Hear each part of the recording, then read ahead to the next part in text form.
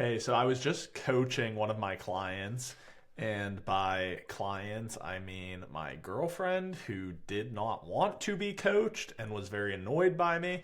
But anyway, it sounds better if I say one of my clients. And it was kind of like on personal development topic. And what I was trying to share is like, you can actually think about your thinking. And what I mean by that is like, and it's actually its own kind of thinking.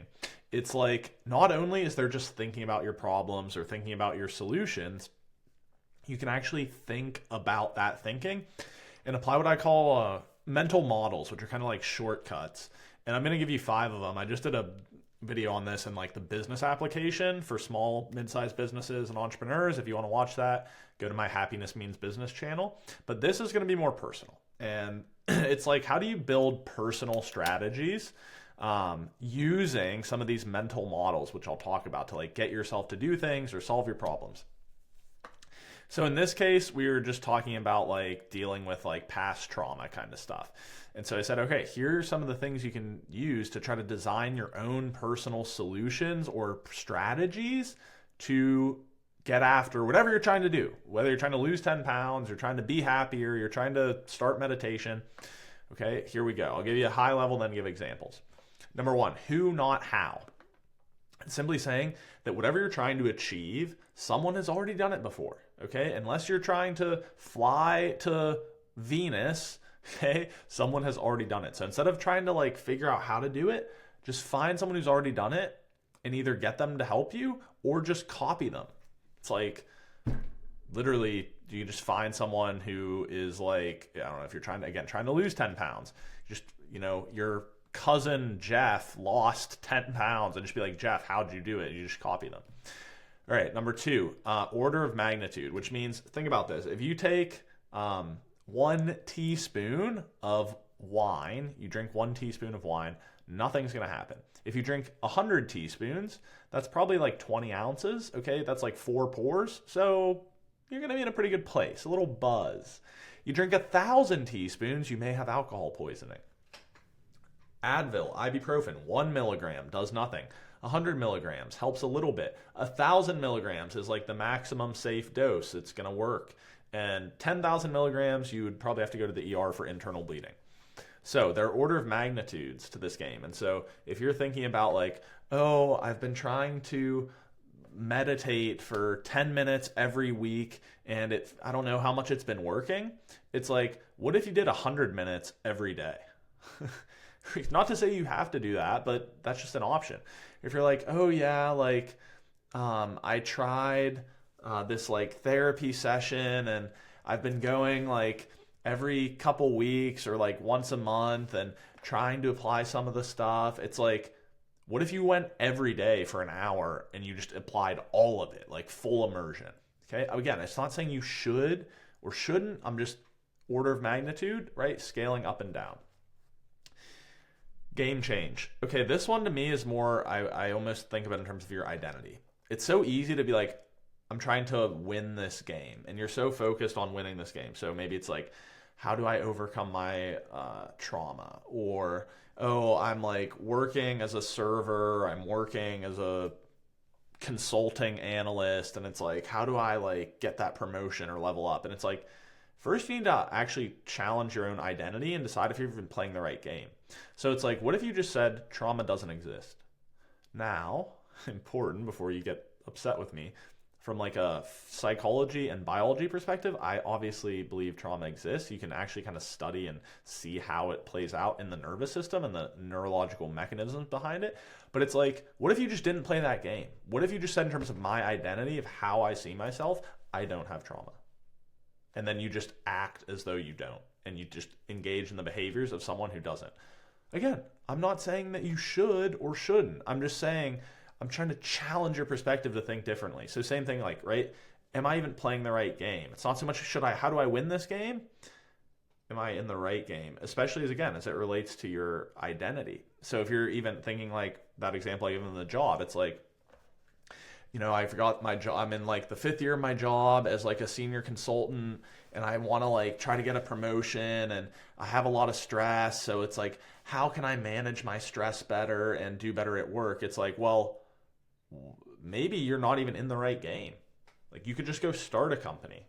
You could start an independent consulting practice. You could go work for a nonprofit in their donor strategy group and make a little less money, but have way more meaning and have less stress. Okay, so again, I'm not telling you what to do. It's just questioning, right, at the level of identity, am I even in the right game? All right, timing fallacies. Okay, this is a really neat one. I learned it from James Clear. Well, I say I learned it like he taught me. I was at a talk and he talked about this. He wrote Atomic Habits, which is one of my favorite happiness books. Actually, I'll maybe include, in this video, a link to, I talk about one of my life-changing books to read. And he talks about like, okay, so the book was a New York Times bestseller, sold like 10 million copies. When he got his book deal, and I think it was like 2017, if you would have measured the success of that project, it was a 0 because he hadn't even written the book. 2018 comes around. The book's still not published. It's a failure. 2019, like 1 month after the book is launched, it's still a failure because no one's buying it. And then all of a sudden, a few months later, it started to pick up, hit the New York Times bestseller list. And so if you would have measured it in like the end of 2020, it would have been a massive success. It's all the same process, right? That journey's the same. In that book, he even talked about like, imagine an ice cube sitting on a table and it's 20 degrees, nothing happens. 25 degrees, nothing happens. 30 degrees, nothing happens. All of a sudden you hit 32 degrees and the ice starts melting. And then it's like 35, 40, 45. You noticed the actual result when it crossed over the 32, but does that mean that from 20 degrees to 32 degrees, nothing happened? No. Okay, the action was going on the whole time. It's just when you sliver and assess yourself, you maybe just didn't know you were successful yet. And so in like this example, if you're, let's say you're trying to like overcome a past trauma, or you're trying to deal with depression, or you're trying to be less stressed and manage your stress better. And so you've started doing a daily meditation for 10 minutes, and then 3 times a week you go to the gym and you take a omega-3 supplement, okay? Which actually, interesting side note here, because I'm really nerdy, as you know, 1,000 milligrams of EPH, which is a component of omega-3 fatty acid. Just taking that for a period of several weeks was, I think it was as effective as an antidepressant. So anyway, yeah, I'll reference that link down below. But, so, right, so you're doing all those things, and you've been doing them for 2 weeks, and you measure yourself, and you're like, I'm still feeling kind of lousy. I'm still not quite as happy or as engaged or as productive as I want to be. Okay. If you keep doing it for a year and remeasure, you may be like off the charts. So it was literally just a matter of when you took the measurement. Okay. So that's what I mean by timing fallacies. And then finally, inversion, which we're just doing the opposite. And so again, this is just saying like, imagine the dumbest, laziest, least happy person possible. What are the things they're doing? And then what if I just did the opposite? Okay, so let me give some examples of each of these, right? And we'll just talk about, like, let's say you're trying to, overcome some trauma or some, like, personal challenge like that, or even just, like, be better at managing stress, right? First thing, who, not how. Oh, well, I went to a therapist and I read books on it and I watched some videos on how to, heal trauma or how to do stress. Okay, none of those are actually the who, though.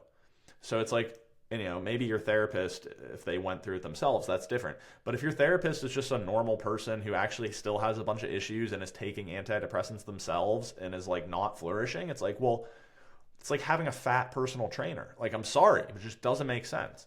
So I want you to find someone, if you're a young woman who's experienced trauma, I want you to find a woman a few years older than you who's experienced trauma but is like very successful, very fulfilled, very happy, and you want to learn from them. Either have them as a mentor or just model like, hey, how did you do this? Okay. And so same thing for the stress side, right? It's like, it's great to learn about the how and the research, but just try to like think, okay, who in my life is like a person in a very high stress role but is pretty happy?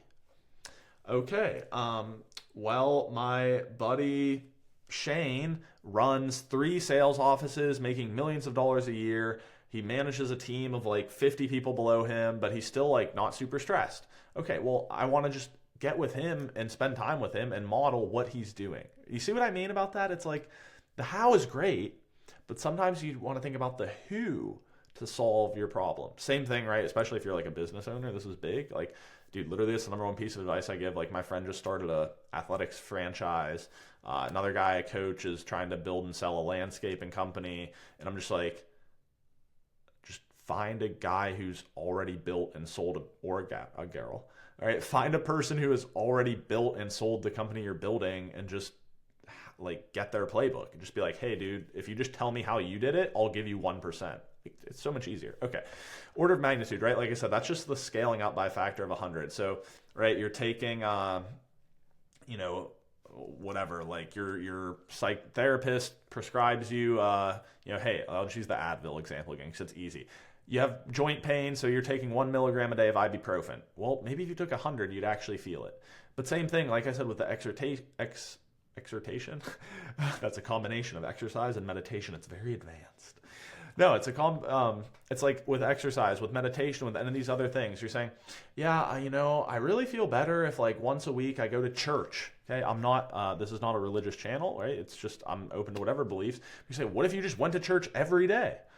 Oh, I feel better when I get outside. What if you just set up a workstation out on your porch and worked outside 3 hours a day? So just scaling up whatever it is your effort. Oh, I read one book on how, as a young person with trauma or a mental health issue or maybe like high stress, how to like get through it. It's like, well, what if you read 10 books on it? Okay, I don't know. I'm just trying to challenge your perspective here. Changing the game. All right, remember that's the identity-based change. Whatever your challenge is, even if it's not something as extreme as trauma. Because again, I want to give you respect to people have real issues, real problems, and shit that I have never had to go through because my life has been, depending on how you look at it, but I think relatively easy compared to what a lot of people have to go through. And it's like, oh man, like I'm dealing with some depression right now, or I'm dealing with like just not like feeling engaged at work. And it's like, maybe true, but game change, identity change. What if you just identified with someone who's like, yeah, I don't have this issue. I'm great. I'm flourishing. Or yeah, I love my work. Again, it's not a cure-all, and it's not like you're gaslighting yourself. It's just saying challenge your own perspective, and sometimes that shifting that identity helps you play a new game. All right, timing fallacy. Again, that one's just like acknowledging that if you're consistently making efforts, you may actually be successful. It's just that time hasn't caught up yet.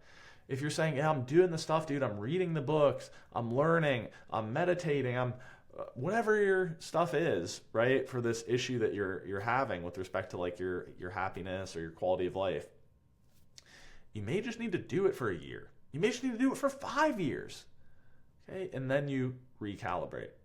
And then, right, finally, inversion, doing the opposite. Okay, if you're like someone who, again, we'll just use those two examples I gave. Imagine someone who's like the person you can imagine who has the most unresolved trauma and like personal issues, and it's just in shambles with it. Why? What are they doing? Well, they have never sought out therapy. They've never read a book about it. They try to use food and chemicals to alter their state. They don't really do things that push them outside of their comfort zone. And they're just constantly like feeling like they haven't tried anything and they're just stuck. Okay. Well, what if you just did the opposite of all those things? Okay, so whatever your issue is, you invest in external resources and support. You yourself learn about how to process the issue and go through things, right? You do not fall into the trap of addiction, of using chemicals or foods or behaviors or substances to numb yourself out. And instead, you lean into discomfort, into kind of pushing through your edge and growing what you're capable of. That's a pretty good recipe via inversion, right? Same thing. The people I know who are the worst at dealing with stress, and believe me, I'm not perfect either, they're working all the time, and then they're using screen time, alcohol, whatever else to like numb out and de-stress. So it's like literally if I just set parameters on my work hours, even though I'm a solo entrepreneur, and I do not use chemicals or unhealthy behaviors to manage stress, and instead I do, exercise, time with friends, food, whatever, like healthy food, I'm going to be better off. Okay, so just think about the inversion and the opposite. Okay, who's the most miserable, least successful, least whatever you're trying to do person ever? And then what if I just did the exact opposite of them? All right, so boom. I hope these 5 models for your personal strategy was helpful. And like, this is a lot of the work I do when I coach people one-to-one. It's like, I don't have the answers, okay? Like, there is no obvious, easy answer, but it's just like, how do you think about finding the answers or the strategies? And so these 5 rules, I think, will help you in just about any area as it relates to your happiness, also as your performance or, you know, productivity, whatever you want to call it. So thank you for watching. As always on this channel, I try to share tips from the art and science of happiness. This one, I don't know what category this one falls under, but I hope it's valuable. Please support the Happiness PhD project, which is my independent learning and research initiative to advance happiness education. All right, thank you for watching. This has been Jackson Kirchis. I'll see you next time.